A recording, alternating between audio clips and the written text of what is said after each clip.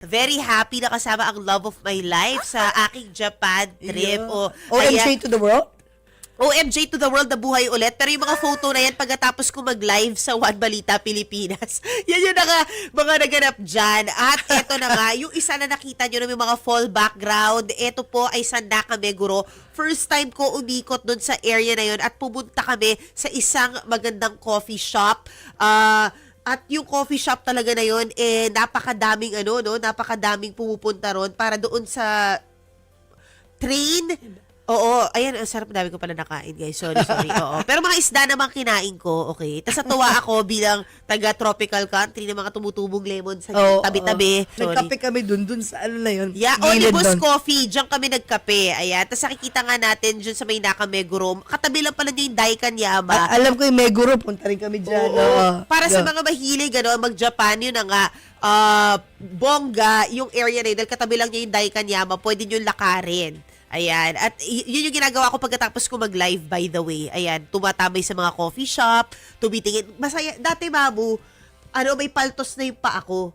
Sa sobrang dami kong pinuntahan para mga 6 na lugar sa isang araw. Grabe. Pero ngayon, kalmado na ako pagkatapos ko magtrabaho. Alam ko ako saan ko gusto maglakad-lakad. Doon na lang ako mag-10,000 o 20,000 steps. Diba? Hindi ko na ine-exhaust yung sarili ko masyado at nag-e-enjoy ako. At honestly, nag-TikTok live din ako diyan para batiin yung Ash dress sa happy anniversary nung araw na yan. Wow! Talaga. Work pa rin. Work mode pa rin nasa utak ko. Nagmana na ako sa Relax iyo but work. Pero yung ginawa mo, ganyan ginagawa namin. After mag-check-in, lalabas saglit, bibili ng tubig, bibili ng mga onigiri and all. Talagang pakyawan para anytime in the middle of the night, pag nagutom ka, ang sarap. taas naman kasi ng quality talaga. Sobra. Kahit mga convenience Tas ang stores, mura. iba. Ay, naku, ang mura. Ang 70 pesos lang ata isa yan. Alam mo ba, mas mahal pa ngayon ang pagkain sa Singapore tsaka Hong Kong? Oo Kasi naman, sa Babu. Japan. Mas mahal pa yung pagkain sa Pilipinas. Kumain ka dito. Alam mo ba, nagpelikula kami kagabi. Oo. Grabe, sabi ko.